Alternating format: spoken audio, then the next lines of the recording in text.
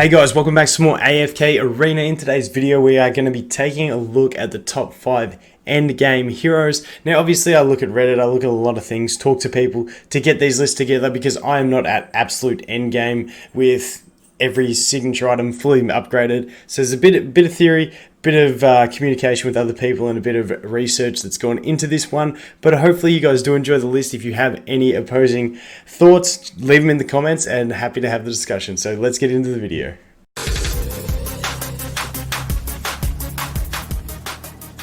Number 5 on the list is going to be the most free-to-play option, and that is going to be Rowan.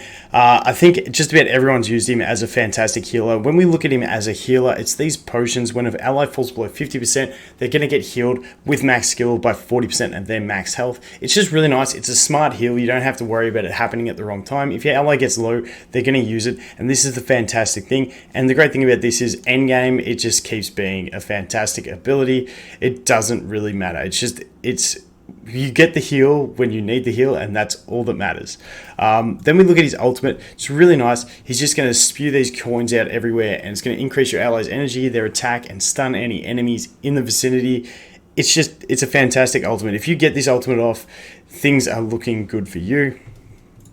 Then down here, we have this ability where he basically is able to offset damage by using energy. It's a really nice sort of just self-sustaining ability that he has. You'll go into a battle, you'll notice he's immune to damage at the first attack every time.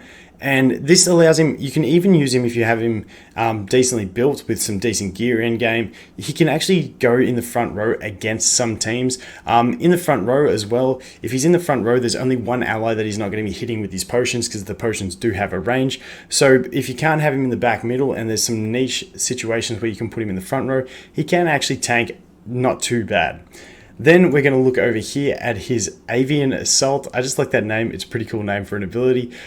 He's got his Dark that attacks an enemy multiple times. It deals a little bit of damage. Not too stressed about the damage. The big thing about this ability is he's dropping the enemy's accuracy by 120 points and also stealing 80 energy, upgrades to be 120 energy. So it's a big energy conversion because he's not just gaining it, they're not just losing it, he's stealing it. So he's going up, they're going down. It's a big energy conversion, and it's actually really, really nice. Along with that accuracy debuff, which is also increasing his survivability. And then we look at his signature item, and this signature item is absolutely huge. After entering the battle, he'll set up his basically on his potion stall, he puts an energy potion there, and when an ally's energy is above 600 points, they'll drink the potion and replenish 60 energy. And then when we get to max skill, it's going to replenish 400 energy points, which basically means once you get to that 60% of your energy bar, you're just going to be instantly full and using an ultimate. And with things like Lucius especially, this becomes ridiculous because you just run in there, Lucius gets the damage, so his energy goes up quick because he's tanking. Then he'll get to 60, get the big boost, shield your teammates, and then you're on that damage mitigation phase straight away. But you can also use it offensively. You can have an offensive unit in the front row with Jura's Call if you want to manipulate the energy regeneration to get your damage dealer to get there first, and then you can do your big nuke straight away. So this is just an absolute fantastic signature item and makes him definitely up there, especially once it's maxed out. Number 4 on the list is going to be Elijah and Lila. Now, keeping in mind, these are all very close. I just had to give them a number order, so that's what we've done. But these guys are absolutely amazing end game. Nice early game, however, they fall into the trap where if we just go to test hero quickly, you'll see that Lila, I think it is, runs into melee range, which basically puts you at a disadvantage because if you're early game, they're going to struggle. But once you're end game, 240 ascended max signature item, they've got the tankiness and they can really do this well. So let's get over to here, look at the main reasons why these guys are amazing. And the biggest reason is this ultimate. Basically, they do a little dance, and it talks about their health and all that sort of stuff. We're not worried about that. They have a shared health pool, all that jazz. But they do a dance with one another, motivating all ally heroes, increasing their haste by 75 for 8 seconds. And 75 is a big haste increase. If you've ever used this, you see how quick everyone attacks after they do it. So it's a fantastic ability. And then when we look at the level 2 skill up, the ability removes all negative effects from all allied heroes and prevents them from being controlled by enemies for 4 seconds. Now, this is absolutely huge really nice. And you can do manual play with this ability as well. Against things like Soren, if you see his ultimate coming, you can manual play this, wait for it. If you're using basically a twins and say a Lucius against Soren, you can time either one of these to be immune to CC and avoid that. So it's really nice in that sense, and just the haste buff to increase your damage, and just to increase the output of everything that your team is doing is really nice. Moving on to this one, basically what they're going to do is they're going to heal one ally and increase the energy of another, prioritizing frontline heroes. It's nice. It's all extra stuff that's just handy. So now we'll look at their cleanse ability. This one basically helps them support each other. So if the one in the front row gets CC'd, or gets a negative effect, the back row one will cleanse it and put a shield on it. If the back row one gets an enemy attacking them, the other one will knock those enemies back. That's pretty much the gist of how it works, and it's not too bad. Once again, this becomes better late game because once again they're better at surviving and all that stuff, and it becomes more relevant at that stage. This one here, the last two allies to be affected by Lila and Elijah's Grace ability will form a union. This is that little line that you see going between allies, and basically what it's going to do is, we'll see the link that go right now between the two little tags. There you go. That's that link. They become bound. So 30% of damage that either one of them takes is going to be taken by the other one instead. So it basically reduces. So say if one's getting hit by a massive single target attack, 30% of that damage will be soaked up by the other one. But when we look at skill ups on that as well, if we go back to the skill ups, you can see that it's going to also increase their defense ratings of the two heroes in that state, which is really nice. But then it's also at the max skill up attack, defense, crit rating, dodge, accuracy, and life leech attributes are all increased by 15% of the other person's stats. So that is a really nice buff as well on top of that. So that, along with, if we look at their signature item, which once again, we're talking about endgame, so we're looking at endgame. When Lila and Elijah are in close proximity to one another, their attack rating will be increased by 5%. When they are far apart from one another, their defense rating will be increased by 15%. So that's just a nice buff no matter which way you look at it. And as you can see, you can just increase the stats with the signature item. It's not the most important thing, but it is really nice because, like I said, when they are spread out, they get that defense rating. And because you've got the one running into melee range, it is handy to have that defense rating for the survivability. Number 3 on the list, and once again, these guys are all right on top of each other, so just had to give it a number, is going to be Athaliah. She's just an absolute damage CC, single target lockout beast. Basically, her ultimate is really nice. It's just like she dashes across the screen, but the damage it does is just really good. You can see each slash deals 160% damage to all enemies in her path. The third attack has 100% critical strike chance. That crit is really nice. Just gets massive damage, and if your enemies are grouped up, it's going to do massive AoE damage, but it's also great single target damage against like Soren and Riz and all those types of things. So absolutely fantastic. Enemies that are struck more than once are dealt an extra 50% damage. So once again, if they're grouped up and she's just going over the same spot, they're just going to get absolutely shredded. So that's her ultimate. It's really annoying if you fought against her in campaign, but just really good, especially in PvP and all those sorts of things. But it's basically, it's good. She is good absolutely everywhere in the game. There's nowhere she's bad in the game. Next up, we're going to look at this ability, and this is Judgment. So this is that one you'll see where she starts at, like, in the sky. She can't be CC'd from this position, so at the start of the battle she's always going to get this off. There are ways to dodge it with things like Rosaline, or you can just use an agility wearer with high dodge and just flat out dodge the ability, but there's no way to stop her from using it, so she's going to just descend from the heavens, deal some nice damage, and knock an enemy down.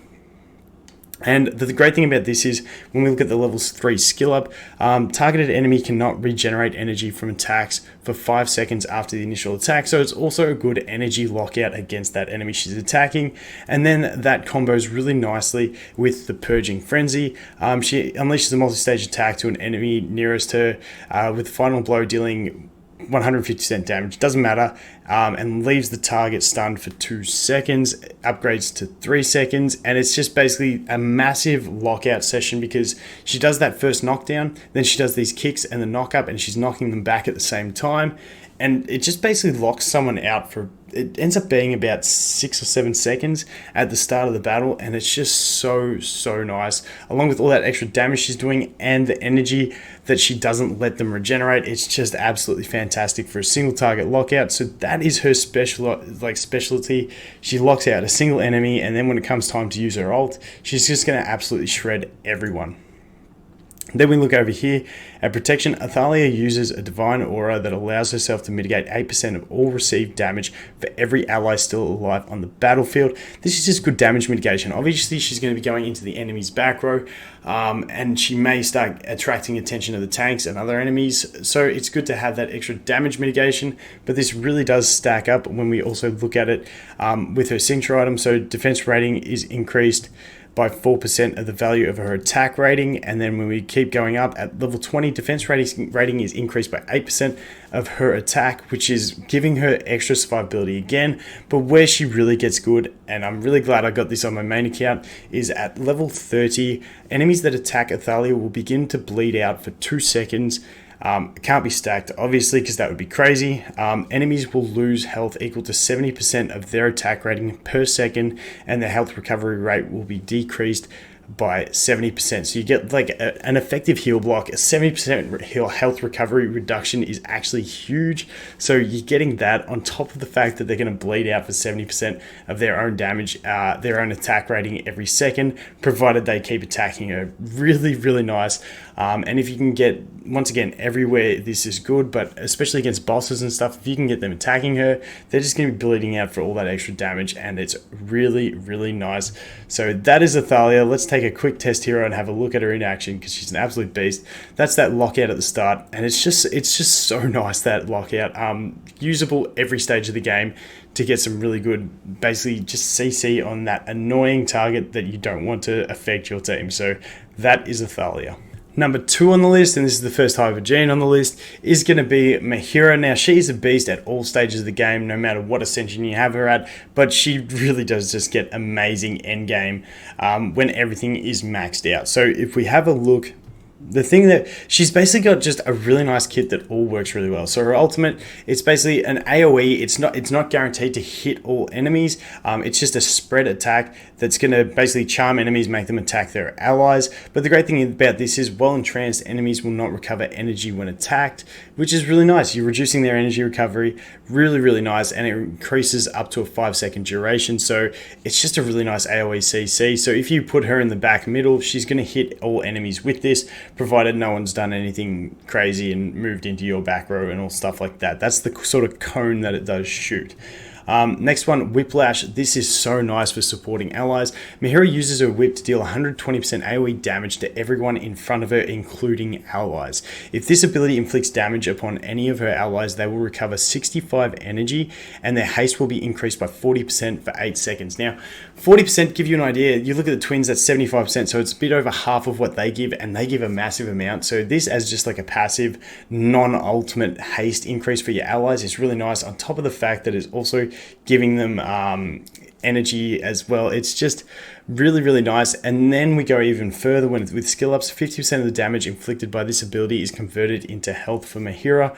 Really nice. Really good ability. You can help your tanks get their ultimates quicker, something like a Lucius pop his shield. You can get if you want to put a damage dealer in that front row. The other thing you can do is have, a melee damage dealer in like the back row of your team, and they'll run forward and they'll gain the benefits as well. Just really nice. Moving on, Infatuation. She deals damage to a single enemy and reduces the damage that she'll receive from that enemy by 40%, which is really nice. It's pretty much just like, I can tank against this one enemy, and it makes her really good against bosses and things, because she's not going to get wiped by them, because she has that mitigation against the only thing dealing the damage, and she's basically also going to get 3% of the enemy's current health to restore her own, which is really nice once again. Anything that you can gain health recovery is really nice, because when we look at her signature item in a minute, you'll see why. So let's jump over here to Hellspawn, and this is another fantastic ability of hers. Just everything about her is just good. At the beginning of the battle, Mahira will sacrifice 60% of her current health to summon 3 minions, which will automatically attack her enemies. Those are the little bats when you're using her, you see just going back and forth. After returning from attack, the minions will convert 30% of the damage they deal in health for her, which is really nice. So you're getting that nice health increase. But the other thing is, if she's going to take fatal damage, instead she'll lose a minion and increase her health by 25% of her max. So it's basically like she has 3 extra lives, which is really nice. And these things do some really decent damage, especially single target when you've got 3 of them going back and forth, just dealing damage to that one enemy can be really, really nice. So let's jump into her signature item. And this thing, this one, it becomes really nice when you max it out. Until it's maxed, it's not as great. It's still really nice for her, but once you max it out, it's where it's at. So when any non-summoned ally loses health, 10% of the health loss will be restored to Mahira, which is nice. It's like anyone loses health, she's gaining health. It's good. And then you can see it goes up to 15, 20%, but then at level 30, if she is at full health, any excess healing abilities or effects that Mahira receives will be converted into energy. That is huge, considering she's got her bats going all the time.